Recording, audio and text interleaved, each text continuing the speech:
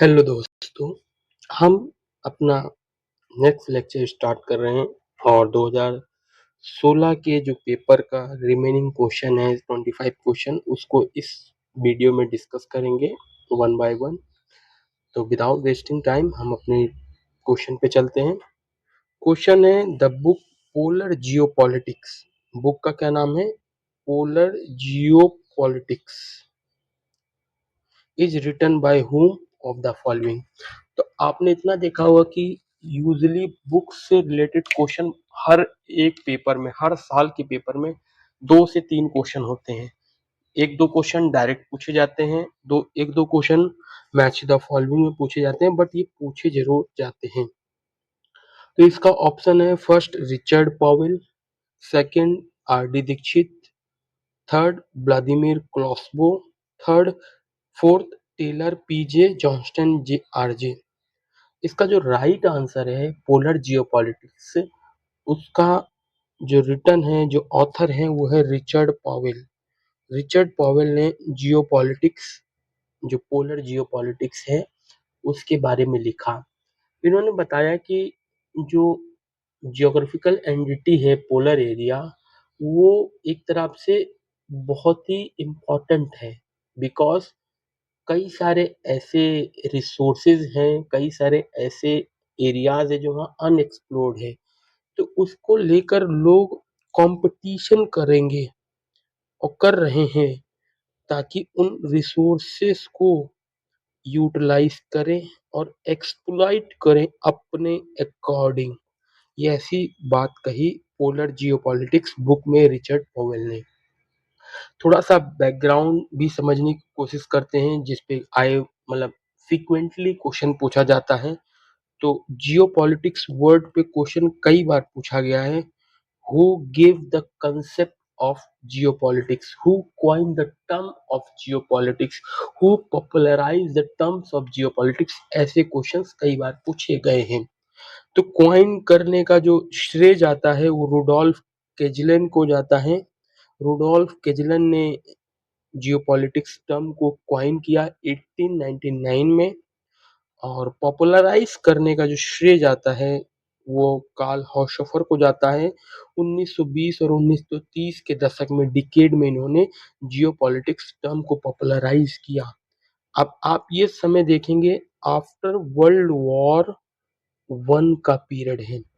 उस समय जो भू राजनीतिक थी वो बहुत पैमाने पे फैलने लग गई थी। इस वजह से वो समय था जब कार्ल हॉशोफर ने इन चीजों पे बात करने की कोशिश की थी। तो कुछ बैकग्राउंड चीजें जो आपको पता होना चाहिए। नेक्स्ट जो हमारा क्वेश्चन है, social process explain the spatial organisation. ये कंसेप्ट, ये स्टेटमेंट किस idea of school of thought, किस से रिलेटेड है? ह्यूमनिज्म से, पॉजिटिविज्म से, मार्क्सिज्म से और बिहेवियरलिज्म से। फर्स्ट थोड़ा सा हम समझने की कोशिश करते हैं वन बाय वन, एक एक idea and thought and school of thought को। इससे पहले भी हमने ये डिस्कशन किया, बट थोड़ा सा और आइडिया हम लेते हैं। तो ह्यूमनिज्म पे क्वेश्चन यूजली यही पूछा जाता है कि ह्यूमनिज्म के प्रोपाउंडर कौन रहे, सपोर्टर कौन रहे। तो ह्यूमनिज्म को 1976 में एक बुक आई थी, टोपोफिलिया बाय वाइफू तोहान, जिसमें मेजर फोकस किया गया इस पे, वाइफू तोहान को।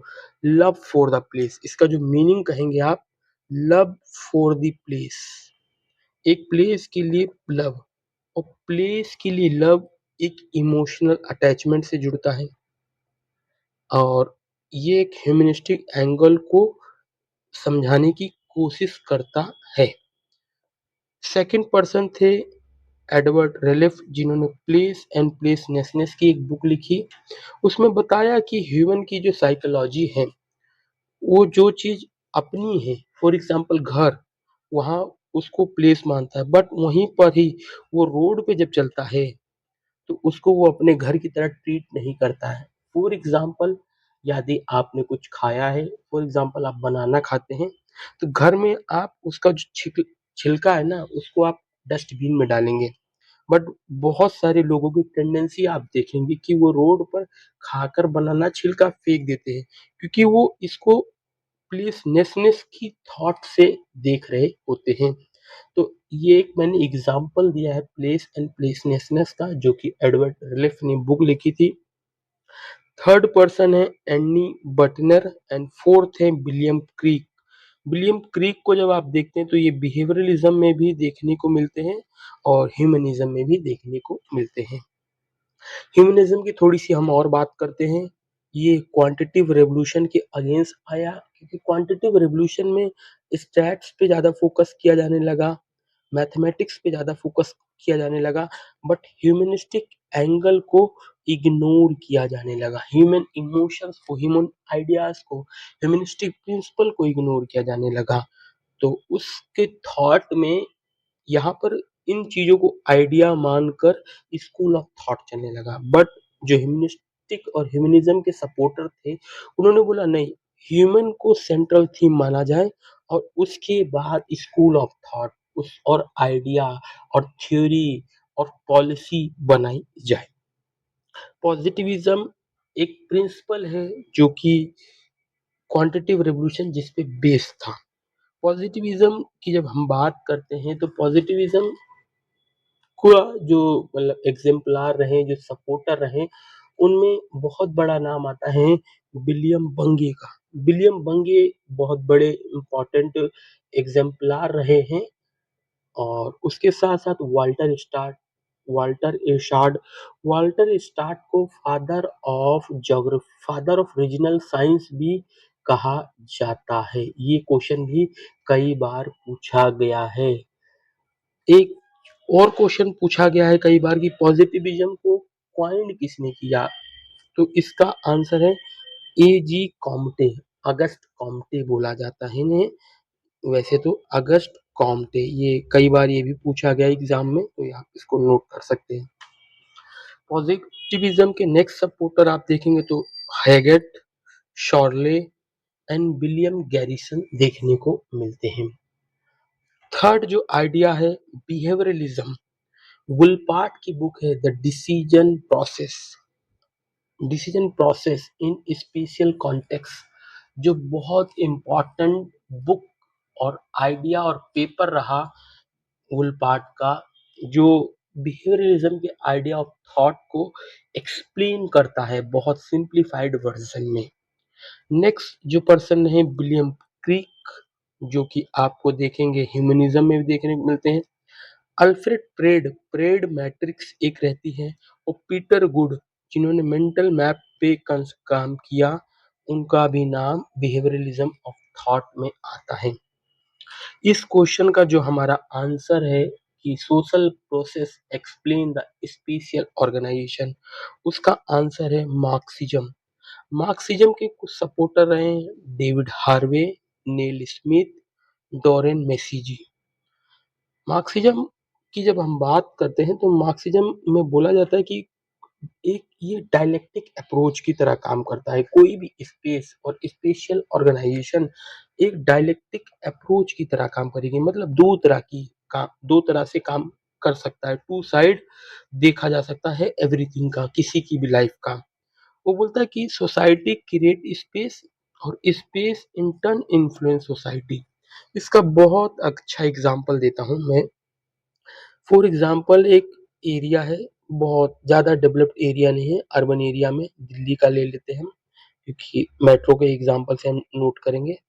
यहाँ पर मेट्रो यहाँ पर आ जाती है, इस एरिया में मेट्रो का सर्विसेज नहीं था, बट मेट्रो आती है, जिसकी वजह से क्या होगा कि इस एरिया के स्पेस का प्राइस ऑटोमेटिकली बढ़ जाएगा। क्या हो जाएगा? इस एरिया के स्पेस का प्राइस, इनके लैंड का प्राइस इंक्रीज हो जाएगा, शूट अप हो जाएगा। और जैसे ही वो शूट अप होगा, उससे क्या देखने को मिलेगा कि जो पहला लाइन है कि space in turn influence society.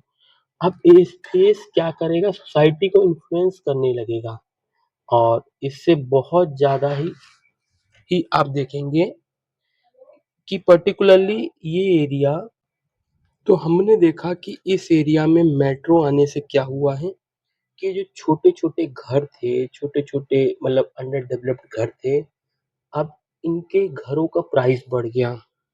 इस एरिया में एक कम्युनिकेशन मतलब कम्यूट करने का और कनेक्टिविटी का एक स्पेस ज़रिया बढ़ गया, तो यहाँ पे एक नए-नए रेस्टोरेंट आने लग गए, नए-नए ऑफिसेस आने लग गए क्योंकि यहाँ पर प्राइस कम था, तो इन एरिया में आप डेवलप करके रेस्टोरेंट जो एक फैक्टर ऑफ प्रोडक्शंस होता है, उससे क्या होगा कि इन एरिया में एक लैंड का जो कॉस्ट है वो कम आएगा, तो यहाँ पर जो एंटरप्रेन्योर्स होंगे इन एरियाज में अपना ऑफिस खोलेंगे, इन एरियाज में नए-नए शॉप खोलेंगे, रेस्टोरेंट खोलेंगे। तो एक मेट्रो को आने से इनकी प्रॉपर्टी की प्राइस भी इंक्रीज हो गई, नए-नए रेस्टोरेंट आने लग गए, नए-नए ऑफिसेस खुलने लग गए। आप इसका रिपरकशन में देखेंगे तो ट्रैफिक का प्रॉब्लम आने लगेगा इस एरिया में। तो अब इस पूरे फर्स्ट सिनेरियो में आपने देखा कि सोशल और इकोनॉमिक एक्टिविटी ने क्या हुआ, एक स्पेस का अपीयरेंस ही चेंज कर दिया। ये जो सोशो इकोनॉमिक एक्टिविटी हुई, इस पूरे स्पेस का जो अंडर डेवलप दिख रहा था, बहुत कनेक्टिविटी का इशू था, उसके का अपीयरेंस ही चेंज कर दिया।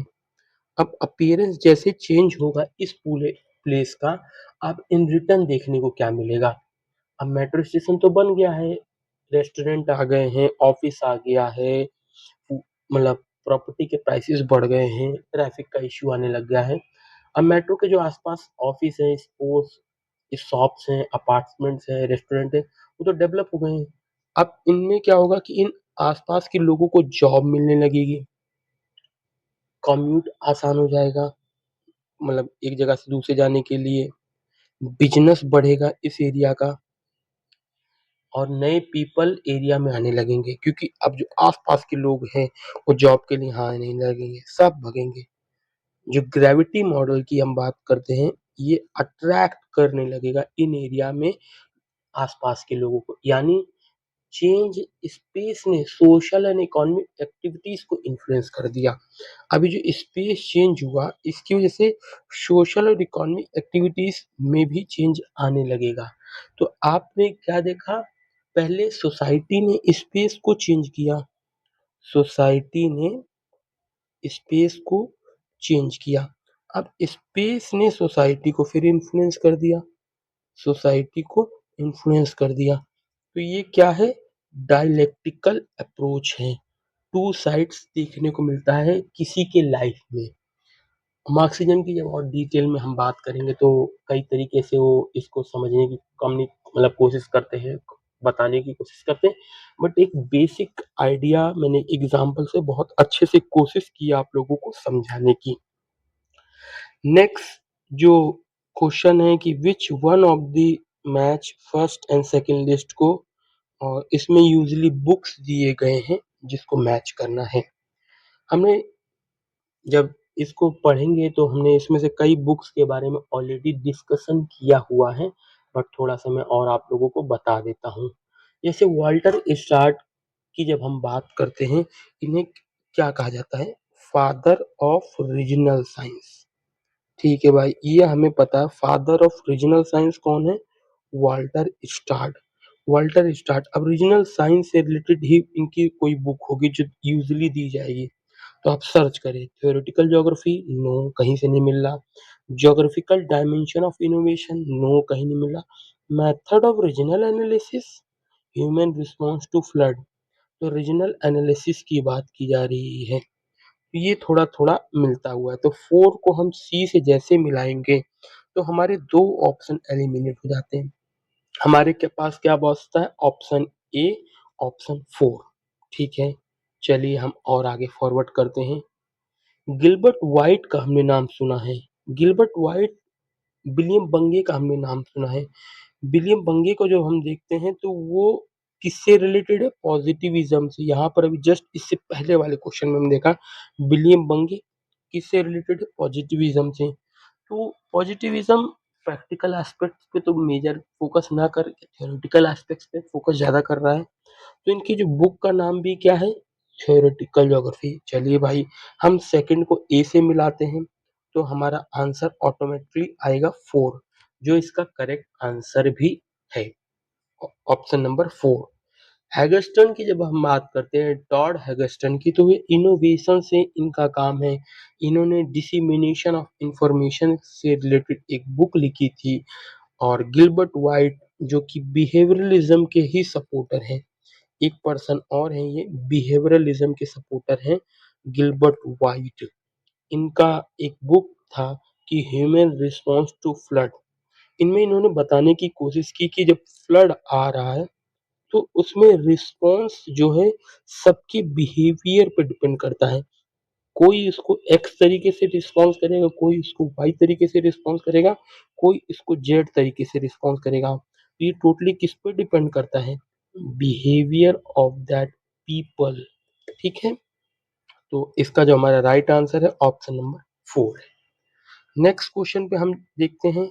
नेक्स्ट क्वेश्चन है असर्शन एंड रीजन का, जिसमें असर्शन बोलता है कि social indicator movement was quickly develop in 1960s in USA.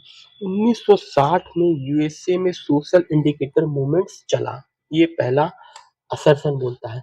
अब रीजन क्या एक्सप्लेन करने की कोशिश करता है वो हम समझते हैं। रीजन बोलता है कि it grow in response to rise a wide range of social problem in USA society. ये बोलता है कि यूएस में सोसाइटी में कई सारे प्रॉब्लम थे, वाइड रेंज के सोशल प्रॉब्लम थे, सामाजिक समस्याएं थी, जिसकी वजह से ये मूवमेंट चला। तो आप जब इसको पढ़ेंगे तो ये एक तरह से सही लगेगा, क्योंकि है ही, कहीं पर सोशल प्रॉब्लम होगा तो सोशल मूवमेंट चलता ही है। तो इसका जो राइट आंसर आएगा वो ऑप्शन ए हो जाएगा। बट हम थोड़ा सा और इसको समझने की कोशिश करते हैं कि सोशल इंडिकेटर्स क्या क्या है। सोशल इंडिकेटर्स की बात करते हैं जब हम सोसाइटल वेलबींग की बात कर रहे हैं, which provide contemporary view of social condition. समाज की स्थिति क्या है, अभी ट्रेंड कैसा चल रहा है, एरिया में सोशल कंसर्न क्या है, ओवर टाइम कैसे चेंज हो रहा है। इन सभी चीज़ों की जब हम एक साथ बात करेंगे तो उससे पता चलता है कि एक जर्नल गोल नहीं है कि इम्प्रूव कर दें इंफॉर्मेशन बेस को सोसाइटी का, बल्कि जो इस सोशल इंडिकेटर का जो मेन मकसद है कि इंडिविजुअल का जो सोसाइटी का पार्ट है उसका सोशल वेलफेयर हो सके। ठीक है, तो ये मेजर ऑब्जेक्टिव है। करेक्ट आंसर 1 है। नेक्स्ट क्वेश्चन है हमारा, विच one of the following 5 year plan of India adopt Harold Domar growth model. कौन सा 5 year plan Harold Domar growth model को अपनाता है? तो इसका जो करेक्ट आंसर है, तो डायरेक्ट फॉरवर्ड आंसर है, इसका करेक्ट आंसर है first. Harold Domar Domar model जो था, एक वन सेक्टर मॉडल भी कहा जाता है, क्योंकि इसमें फैक्टर ऑफ इकोनॉमिक ग्रोथ की जब हम बात करते हैं, वो डिपेंडेंट किस पे कर रही थी? पॉलिसीज पे। मतलब हम सेविंग इंक्रीज करेंगे, टेक्नोलॉजिकल एडवांसमेंट इंक्रीज करेंगे, जिसकी वजह से क्या होगा? इकोनॉमिक ग्रोथ होगा। ये हारोल्ड डोमर मॉडल था। अब इसमें 4 और 5 ईयर प्लान दिए हैं, जिसके बारे में हम थोड़ा सा और बात करते हैं।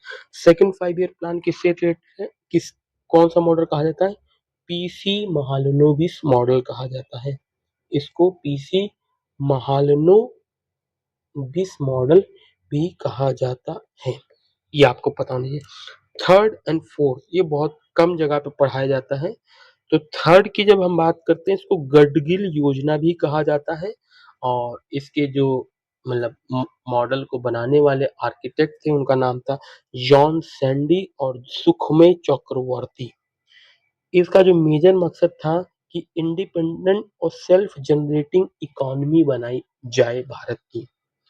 फोर्थ 5 ईयर प्लान के जो मॉडल के आर्किटेक्ट थे, उनका नाम था अशोक रुद्रान एलन एस मैंती, जिनका था कि एग्रीकल्चर ग्रोथ को बहुत तेजी से किया जा सके, क्योंकि जो इंडियन पॉपुलेशन है उस समय वो मेनली एग्रीकल्चर पे डिपेंडेंट थी और फूड शॉर्टेज बहुत ज़्यादा हो रही थी। तो इन्होंने कहा कि एग्रीकल्चर ग्रोथ किया जाए ग्रीन रेवोल्यूशंस के द्वारा।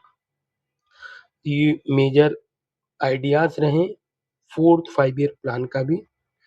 नेक्स्ट हम चलते हैं कि अगला जो हमारा क्वेश्चन है, which one of the following contributor made refinement to W Christaller central place by including city concept of city rich sector and city poor sector। ये वर्ल्ड मतलब वाल्टर क्रिस्टॉलर के जो थ्योरी थी सेंट्रल प्लेस थ्योरी, उनके refinement में एक और person ने कंसेप्ट दिया city rich and city poor, तो वो कौन पर्सन था, ये क्वेश्चन पूछा गया है सिंपल लैंग्वेज में बोले। तो इसका जो आप देखेंगे, आपने कई बार पढ़ा होगा कि जो सेंट्रल प्लेस थ्योरी के अगेंस्ट में और उसको रिफाइन करके एक पर्सन का नाम बहुत ज्यादा देखने को मिलता है, वो है अगस्ट लॉस। अगस्ट लॉस ने ही इस मतलब जो सिटी रिच और सिटी पुअर का कॉन्सेप्ट को प्रोपाउंड किया था। बट हमारे पास थोड़ा सा सिटी रिच और सिटी पुअर को समझने की कोशिश करते हैं। ये हेक्सागोनल शेप है लॉस की थ्योरी का, डिस्ट्रीब्यूटेड है, इंटरलॉकिंग मैसेज हैं, डिफरेंट की वैल्यूज हैं अलग अलग एरियाज के। थोड़ा सा सिटी रिच और सिटी पुअर को हम समझने करते हैं। ये एक सेंट्रल हमारा मतलब उनके अकॉर्डिंगली सेंट्रल प्लेस है, और यहाँ से आप देखेंगे तो इस एरिया में आपको एक और हायरार्की मिलेगी अर्बन एरिया की, बट इनके बीच में और इन यहाँ पर आपको एक भी हायरार्की नहीं मिलेगी। तो इनके लिए डायरेक्ट जो अर्बन हायरार्की है इमीडिएट, वो यहाँ पर दूर देखने को मिलेगी। तो ये एरिया क्या है, सिटी पुअर है, क्योंकि यहाँ पर एक भी अर्बन सेंटर नहीं मिल रहा है। बट इसी के अपोजिट आप देखेंगे तो यहाँ पर क्या मिल रहा है, सिटी सेंटर मिल रहा है, जिसकी वजह से अर्बन रिच एरिया और रिच सेक्टर भी कहा गया। तो जब इसको ऐसे प्लॉट को यूं हम मतलब देखें बनाएंगे, तो जो ब्लैक शेडेड एरिया है वो सिटी रिच है, और जो व्हाइट शेडेड एरिया है वो सिटी पुअर कहलाता है। नेक्स्ट BLJ बेरी की हम बात करते हैं। इन्होंने क्वांटिटेटिव रिवोल्यूशन के एक तरह से एग्जाम्पलर रहे, सपोर्टर रहे। ये अर्बन ज्योग्राफी में इन्होंने मेजर काम किया है, और उनका काम था सिटी को एज ए सिस्टम की तरह देखना, कि सिटी जो है वो एक तरह से सिस्टम की तरह वर्क करती है। दो पर्सन का नाम और दिया है, वाल्टर स्टार्ड, आपको पता है फादर ऑफ रीजनल साइंस। आपने ही लास्ट के 5 क्वेश्चन में इनका नाम देख लिया होगा, 2 से 3 बार आ गया। इनकी 2 बुक हैं, method of regional analysis, location and space economy. Method of regional analysis पे अभी यहाँ पर देखा है आपने क्वेश्चन आया है, ये इनकी इंपॉर्टेंट बुक है। एक पर्सन है इंडियन जोग्राफर है RP मिश्रा, और उन्होंने कंसेप्ट दिया ग्रोथ फोकाई का। ये कई बार ये भी पूछा गया है। इन्होंने बोला कि जो शहर है या कोई भी अर्बन हायरार्की है इंडिया के स्पेस में, शहरों में, वो 5 स्टेजेस पे दिखती है। एक तो अर्बन मार्केट, सेंट्रल मार्केट, और सेंट्रल विलेज और मार्केट विलेज देखने को मिलता है। गांव लेवल पे आप ज्यादातर देखेंगे। आप ज्यादातर कभी गांव से बिलोंग करते हो तो आसपास वहाँ एक चौराहा होता है, जो आपको सेंट्रल और मार्केट विलेज देखने को मिलेगा। उसके आसपास फिर आप ऊपर जाएंगे तो एक टाउन देखने को मिलता है, वहां पर सर्विस सेंटर देखेंगे। उसके ऊपर आप जाएंगे तो ऐसे हायरार्की चलती है अर्बन हायरार्की भारत में। उसको इन्होंने नाम दिया ग्रोथ पॉइंट, थर्ड लेवल पे इन्होंने बताया। फोर्थ पे इन्होंने बोला ग्रोथ सेंटर, और 5 पे बोला ग्रोथ पोल, जो इन सबसे बड़ा होगा। मतलब यहाँ पर ग्रोथ पोल है तो growth centre, growth point, service centre and market village, तो ऐसे एक हायरार्की बताई है। ये सबसे ज्यादा होगा, ये उसके बाद होगा, ये उससे कम होगा, ये उससे कम होगा, और ये सबसे कम देखने को मिलेगा। बट इसका जो इन्फ्लुएंस होगा, जो इसका एरिया होगा, जो इसका एक्सपर्टाइज होगा, वो सबसे ज्यादा होगा। नेक्स्ट जो हमारा क्वेश्चन है वो है कि विच one of the following indicator is not concern with human development index. तो ह्यूमन डेवलपमेंट इंडेक्स को कौन देता है, ये क्वेश्चन हमें पता होना चाहिए। UNDP, United Nation Development Programme, और भारत का जो रिसेंट रैंकिंग है वो है 0.685, जो मैथ मतलब कैलकुलेटेड मार्क्स हैं, पॉइंट हैं, और रैंकिंग है 130, जो कि मीडियम कैटेगरी में आता है। इसमें 3 इंडिकेटर्स को यूज करके, और मतलब इंडिकेटर्स 3 लिए जाते हैं मेजर, उसके बाद उनके आप कहेंगे कि डायमेंशन को सेलेक्ट किया जाता है और उसके बाद एचडीआई को कैलकुलेट किया जाता है। तो 3 इंडिकेटर कौन-कौन से हैं, ये हमें पता होना चाहिए। पहला है life expectancy at birth. Life expectancy at birth में जब हम बात करते हैं तो इसमें हम किन डायमेंशंस की बात कर रहे हैं कि हेल्दी लाइफ है कि नहीं है। सेकंड है एजुकेशनल अटेनमेंट, हम सोशलिटी की बात कर रहे हैं, नॉलेज की बात कर रहे हैं। और थर्ड इंडिकेटर है standard of living. But social overhead capital indicator नहीं है ह्यूमन डेवलपमेंट इंडेक्स का, ये आप लोगों को पता होना चाहिए। तो इसका जो करेक्ट आंसर क्या होगा, 2। नेक्स्ट जो हम बात करते हैं वो हमारा है assertion reason based question. Assertion reason based question में आपको ज्यादातर एनालिटिकल होना पड़ता है रादर देन कि फैक्चुअल चीजों को याद किया जाए। तो there are regional disparity in social organisation of economy. पहला असर्शन है कि रीजनल डिस्पैरिटी देखने को मिलेगी जब स्पेशल ऑर्गेनाइजेशन ऑफ इकोनॉमिक्स को आप देखेंगे, कोई भी आप जगह पे मतलब इकोनॉमिक्स में देखेंगे, कोई भी कंट्री को आप देखेंगे तो डिस्पैरिटी आप रीजनल लेवल्स पे देखेंगे, कहीं गरीब कहीं अमीर ऐसा देखने को मिलेगा। तो ये रीजनल जो डिस्पैरिटी है वो इक्विटी के कंसेप्ट को कंसर्न को रेस करता है। क्यों? क्योंकि इक्विटी का कंसेप्ट कहता है कि overall with in economy inequality नहीं होनी चाहिए और इनइक्वालिटी जो अपॉर्चुनिटी के बेस पे है या आप कहेंगे इनकम के बेस पे उसको खत्म किए जाए। रीजन है कि interaction among inherent factor in economic activity affect texture of special organisation. जो इंटरेक्शन होता है इनहेरेंट फैक्टर का इकोनॉमिक एक्टिविटी में, उससे जो इसकी मतलब स्पेशल ऑर्गेनाइजेशन है वो अफेक्ट होते हैं। स्पेशल ऑर्गेनाइजेशन एक वे ऑफ ग्रुप है और एक फिनोमिना जो अरेंज किया गया है on the surface of earth. Geographer जो थे वो बोलते हैं कि इनको फंक्शनल रीजन्स में डिफाइन किया जा सकता है bye defining business and economics activity around a focal point और नोड में देखने को मिलता है। तो इसका जब आप असर्शन देखेंगे और उसको यहाँ पर बिकॉज लगाएंगे तो इसका जो करेक्ट आंसर आपको देखने को मिलेगा 1 देखने को मिलेगा। नेक्स्ट हम चलते हैं, कुछ रीजन्स के बारे में दिया गया है, problem regions, types of region बताए गए हैं और उनकी डेफिनेशंस बताई गई हैं। तो ज्योग्राफी में हम मेजर 3 तरह के रीजन्स पढ़ते हैं, फिर उनके अलग अलग और डिविजन्स किए जा सकते हैं। फॉर्मल रीजन वो होते हैं जो सिमिलरिटी बेस पर क्रिएट किए जाते हैं।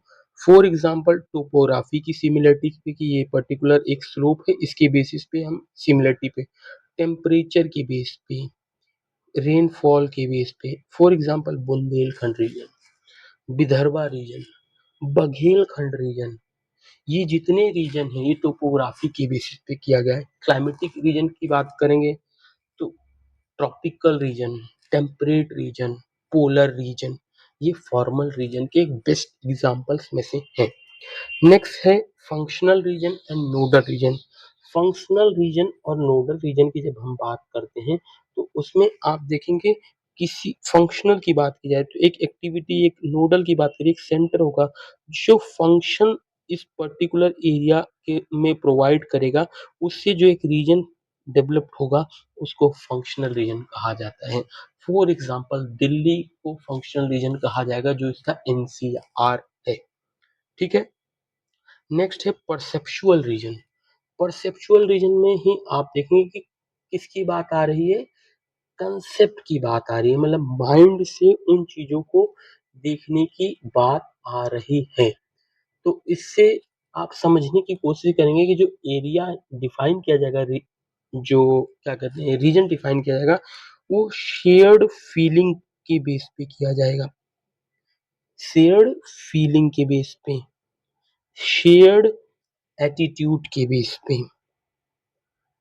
ये रीजन का जब क्रिएशन होता है तो उसको परसेप्चुअल रीजन भी कहा जाता है। बट अब इसको आप समझने की कोशिश करें, इसका कोई ज्योग्राफिकल बाउंड्री देखने को नहीं मिलेगा। फॉर एग्जाम्पल आप देखेंगे, जैसे हम बात करते हैं कि मिडल ईस्ट के लोग, अब मिडल ईस्ट के लोग का हम उनकी शेयर फीलिंग है, शेयर एटीट्यूड है, कल्चर कुछ आइडेंटिटी है, शेयर कल्चर आइडेंटिटी है।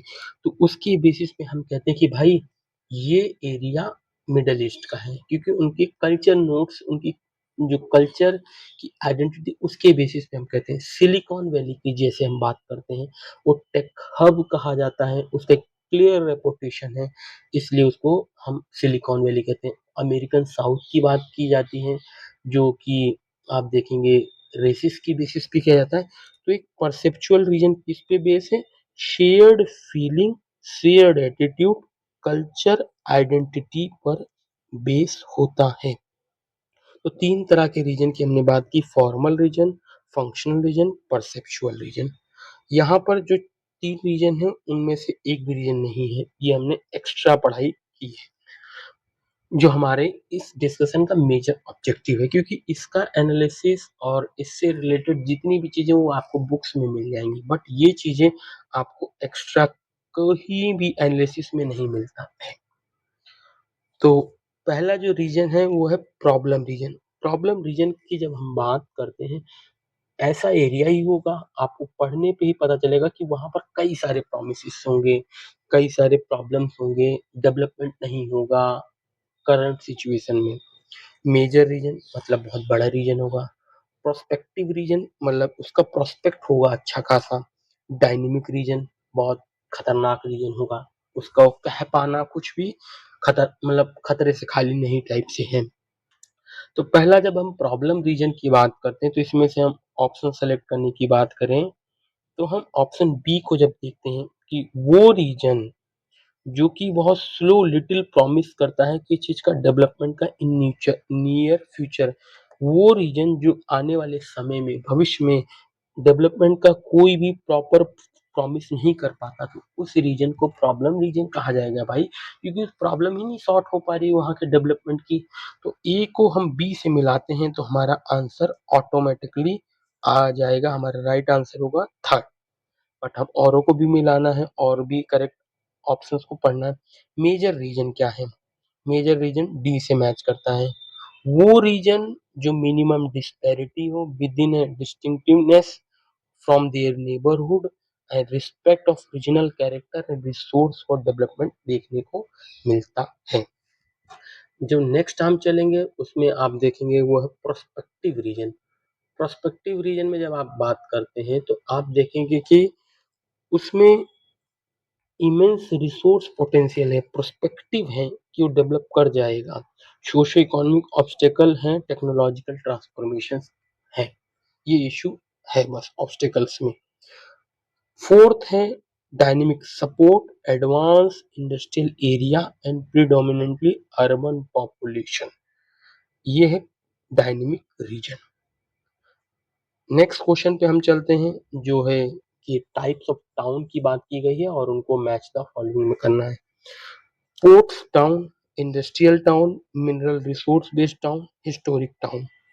आप इनमें आप देखेंगे कि बॉम्बे पोर्ट सिटी है, कोलकाता भी पोर्ट के किनारे, मद्रास भी जो चेन्नई में है वो भी चेन्नई वो भी पोर्ट्स के किनारे। तो फर्स्ट को सी से मैच करते हैं, आंसर ऑटोमेटिक मैच कर जाएगा हमारा। ठीक है। इंडस्ट्रियल टाउन की जब हम बात करेंगे तो भिलाई, राउरकेला, जमशेदपुर, टाटा स्टील इंडस्ट्री, ये सब क्या है? इंडस्ट्रियल टाउन तो है। ठीक है, ये भी मैच हो जाएगा। Mineral resource based town, Singhbhum, Keonjhar, Rewa, ये सब हमारे मिनरल रिसोर्स टाउन है। हिस्टोरिक टाउन की जब हम बात करते हैं, आगरा, जयपुर, मदुरई, ये तुम्हारे हिस्टोरिक टाउन है।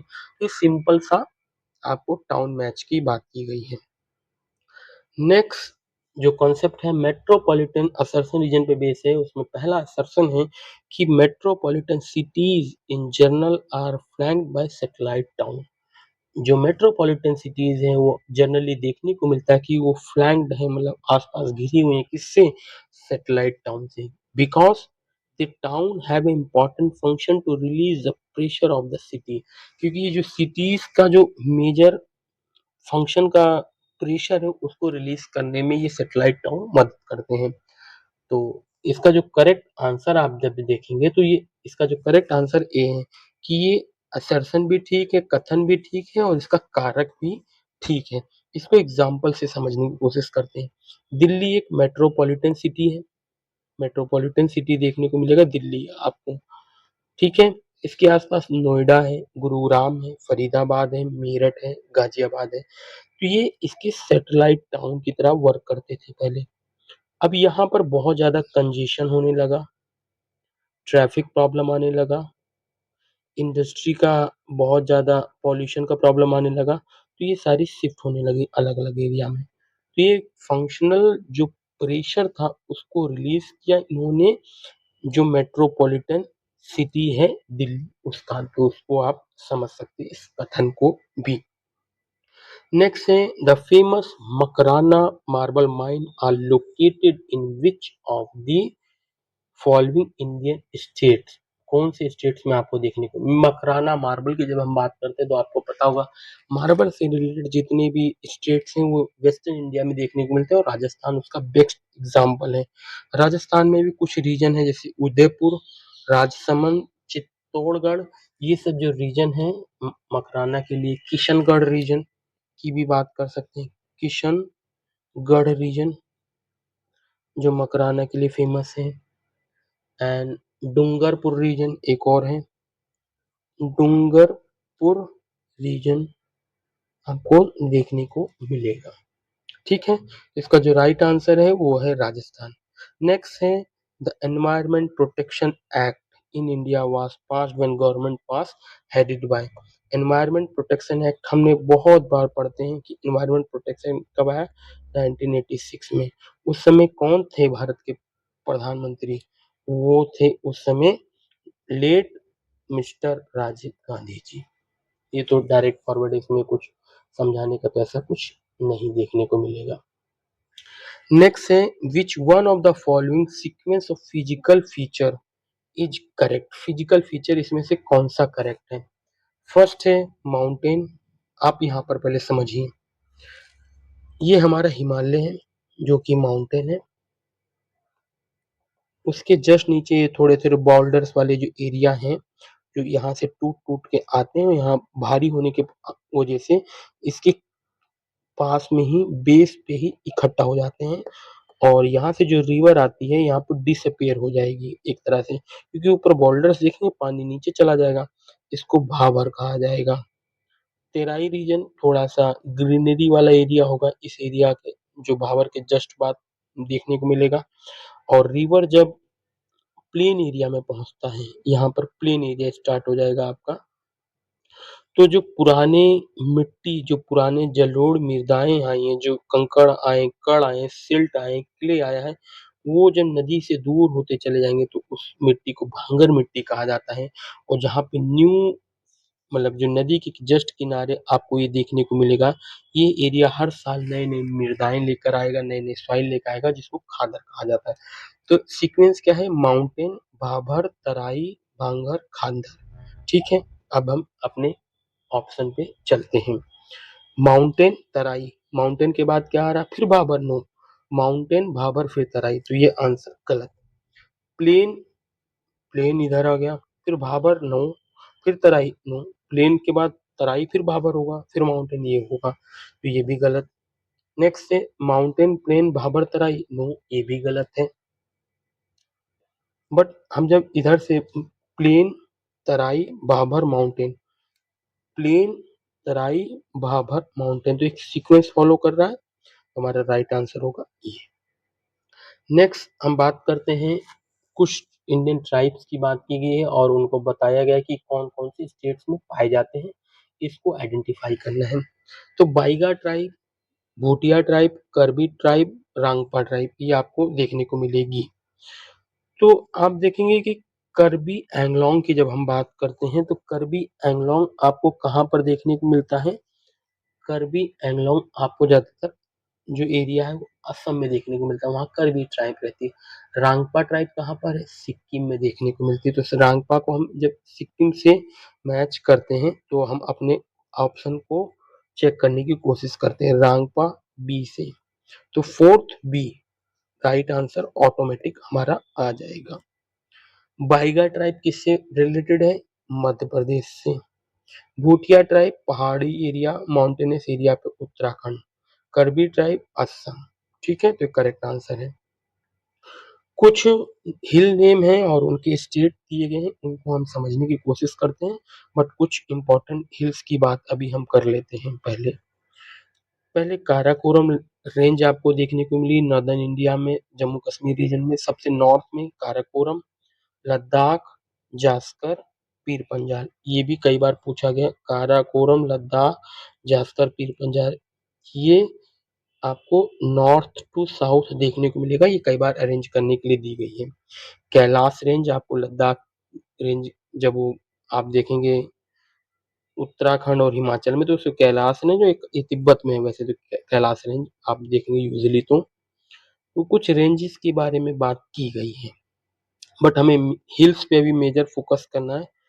तो कुछ हिल्स जैसे मलान हिल्स आपको देखने को मिलेगा, बिहार और मध्य प्रदेश के जो बॉर्डर है, ये खासतौर से बिहार वाला जो एरिया वहां पर आपको देखने को मिलेगा, और यूपी वाले एरिया में मैलन हिल, राजमहल हिल झारखंड में, अझोदा हिल आपको देखने को मिलेगा, गारो खासी जैंतिया आपको देखने को मिलेगा मेघालय में, मिकिर हिल असम में, पटकाई बूम आपको असम नागालैंड वाले एरिया में, डाफला आबोर डाफला मिरी आबोर मिश्मी ये आपको असम में देखने को मिलेगा।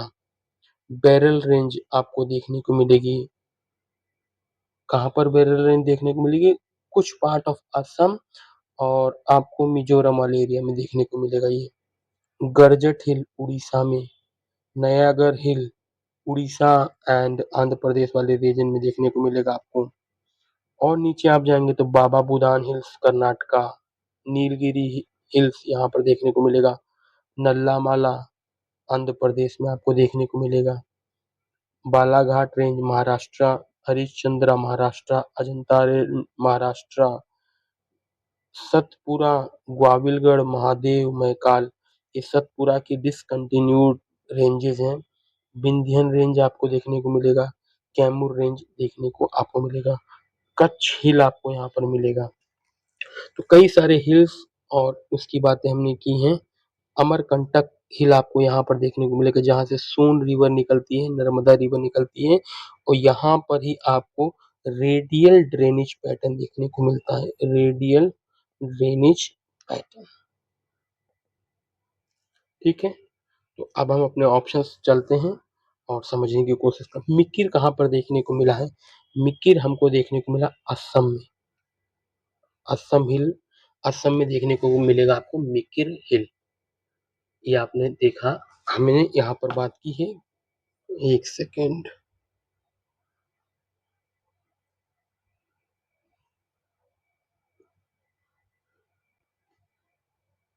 मिकी हिल कहाँ पर देखने को मिल रहा है आपको? ये रहा असम में। तो हमारा मैच कर जाएगा असम से, तो 1 का बी ऑटोमेटिक, 2 डिलीट। अमरकंटक हमने कहाँ देखा? अमरकंटक मध्य प्रदेश में। चलो भाई, अमरकंटक को मध्य प्रदेश में मिलाते हैं, बी का 1 ए, 2 ऑप्शन ही हमें देखना है, तो ये automatic delete, right answer B. Third का क्या है?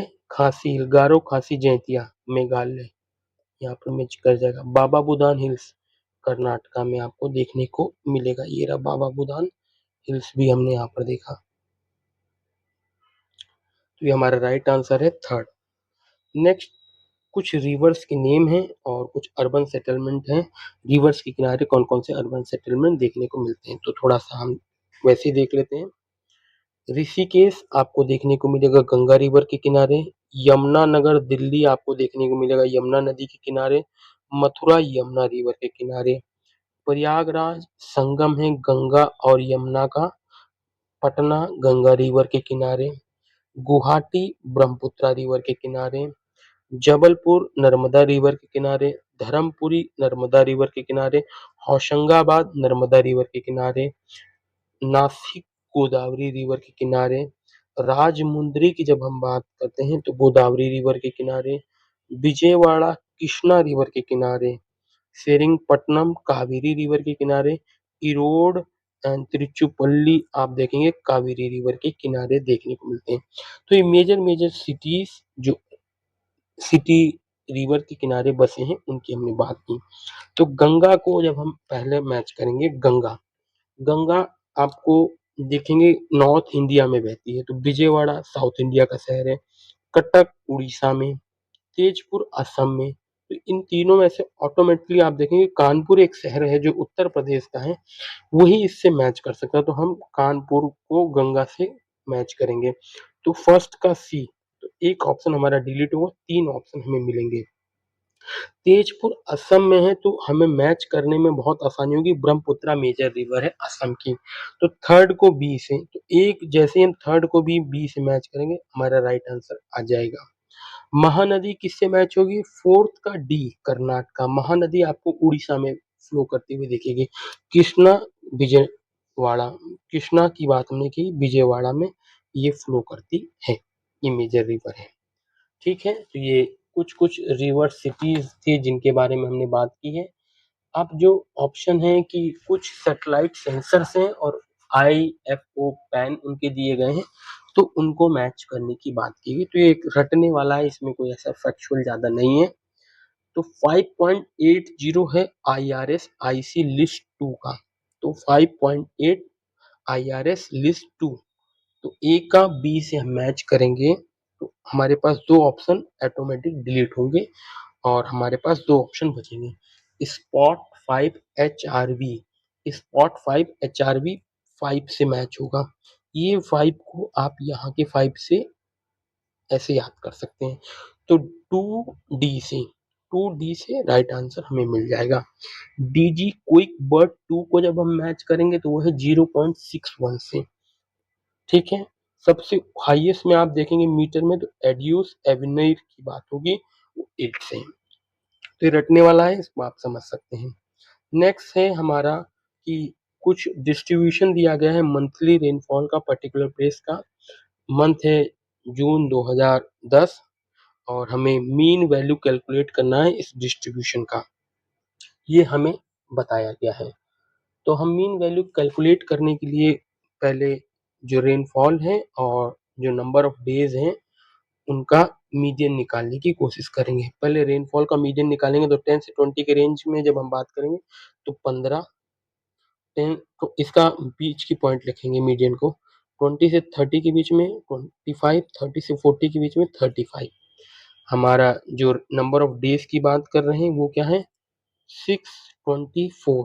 अब इन दोनों का मल्टीप्लाई करेंगे तो ये आएगा 90, 25 का 20 से करेंगे तो 500, 35 का 4 से करेंगे तो 140। इसका टोटल आएगा 730 और नंबर ऑफ डेज का टोटल आएगा 30। अब इनका हम डिवीजन जब करेंगे तो मीडियन वैल्यू आ जाएगी, और मीडियन वैल्यू आएगी 24.33। 24.33 क्या है ऑप्शन में, हमारा थर्ड ऑप्शन है, तो इसका करेक्ट आंसर हो जाएगा 24.33। ठीक है, नेक्स्ट क्वेश्चन है which one of the following diagram can use to represent non spatial attribute data. तो हमें पहले पता होना चाहिए स्पेशल डेटा क्या होता है और नॉन स्पेशल डेटा क्या होता है। जब हम स्पेशल डेटा की बात करते हैं तो लोकेशन ऑफ एनी प्लेस, किसी भी पार्ट की, हम यहाँ पर वेयर की बात करें, कहाँ पर है, दिल्ली कहाँ पर है, हम इसकी बात कर रहे हैं, लोकेशंस की बात कर रहे हैं पर्टिकुलरली। हमें इससे मतलब नहीं है कि वहाँ क्या हो रहा है क्या नहीं हो रहा, हम स्पेशल डेटा में केवल लोकेशन पे मेजर फोकस करते हैं रेदर देन कि उस पर्टिकुलर एरिया में क्या हो रहा है, दिल्ली कहाँ है, यमुना रिवर कहाँ है। किसी गांव की लोकेशन की जब हम बात करें तो गांव की लोकेशन की केवल हम बात करेंगे तो स्पेशल डेटा है। जब नॉन स्पेशल डेटा की है तो हम लोकेशन की को हम इम्पोर्टेंस की जगह उस जगह की विशेषता की कैरेक्टरिस्टिक्स ऑफ एनी प्लेस की बात करते हैं कि उस एरिया में पर्टिकुलरली कितने लोग रहते हैं, तो यहाँ पे हाउ मच की बात होगी, और वहाँ क्या करते हैं, खेती करते हैं, इंडस्ट्रियल एरिया में लगे, तो ये बात करते हैं व्हाट करते हैं। तो जब नॉन स्पेशियल डेटा की बात हम करते हैं, एट्रीब्यूट डेटा की बात करते हैं, तो हम लोकेशन जोग्राफिकल स्पेसिफिक नाउ की कैरेक्टरिस्टिक्स की बात करते हैं, हाउ मच एंड व्हाट की बात करते हैं। बट जब स्पेशल डेटा की बात करते हैं तो हम लोकेशन ऑफ एनी प्लेस की बात करते हैं। चार ऑप्शन दिए हैं, इनको हम थोड़ा सा समझने की कोशिश करते हैं और फिर हम अपने आंसर पे भी देखेंगे कि हमारा करेक्ट आंसर क्या हो सकता है। फर्स्ट है फ्लो लाइन। तो एक ये डायरेक्शन प्रोवाइड करता है। फ्लो लाइन मैप जितनी मतलब लाइन की विड्थ होगी वो एक सिंबल बताएगा। तो फ्लो लाइन एक डायरेक्शन प्रोवाइड करता है। माइग्रेशन का डेटा जब हम यूज करते हैं फ्लो लाइन में कि माइग्रेशन बताता है फ्लो लाइन भाई कि फ्लो लाइन किस तरीके से जा रहा है। एक एरो की डायरेक्शन मूवमेंट बताती है, जो यदि वो थिकनेस उसकी मोटी होगी तो ज्यादा मोमेंटम हो रहा है, पतली है तो कम।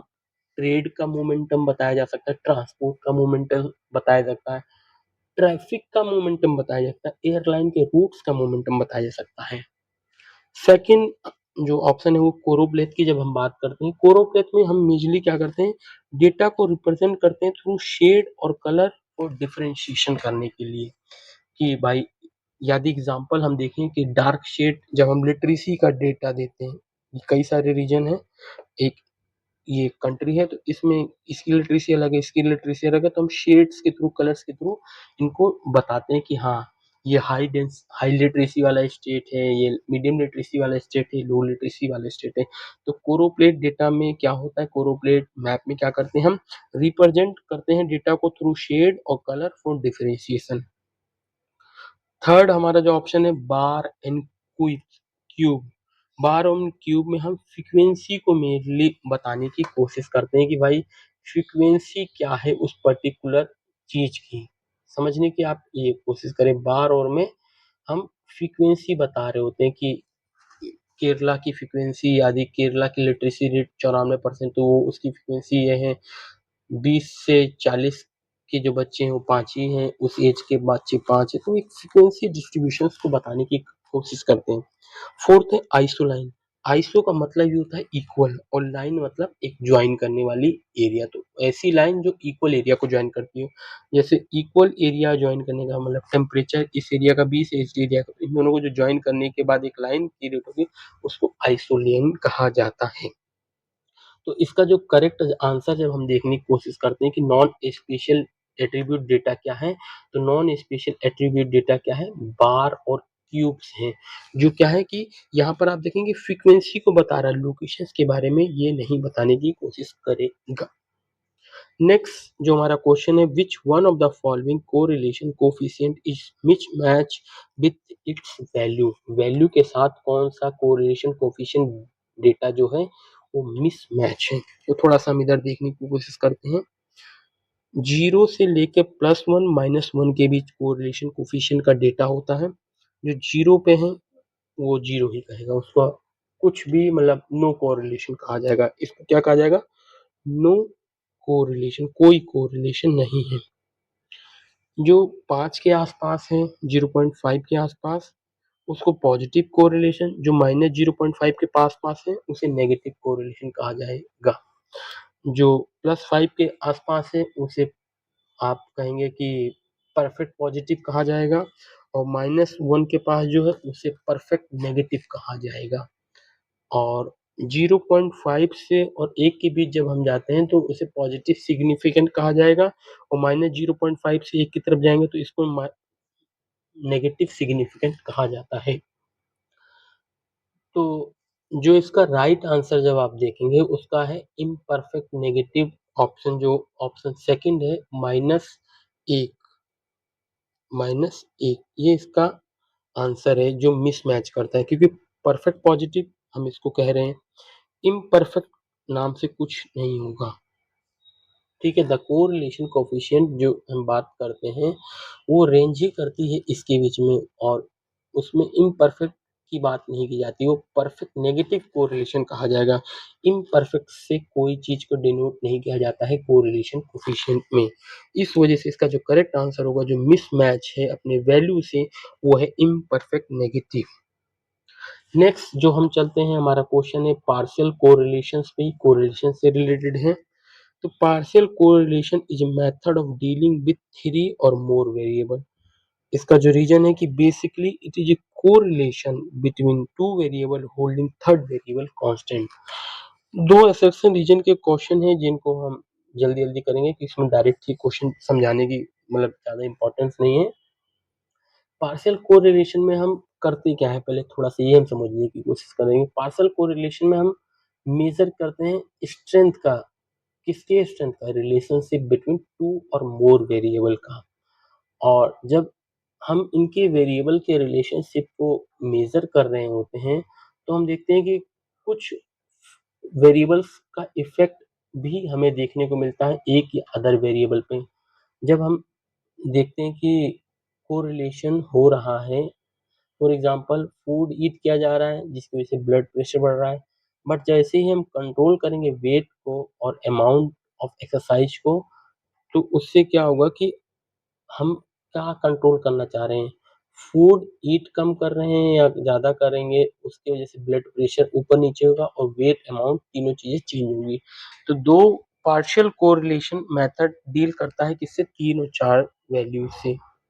इसका रीजन क्या है कि टू और मोर वेरिएबल को होल्ड करता है और थर्ड वेरिएबल को कांस्टेंट करता है। किस चीज को कांस्टेंट कर रहा है, वेट और अमाउंट ऑफ एक्सरसाइज को, वो डिपेंड करता है किस पे, कितना खाया जाएगा कितना नहीं खाया जाएगा। तो इसका जो करेक्ट आंसर है वो आप देखेंगे बी है, कि नॉट एक्सप्लेनिंग प्रॉपरली।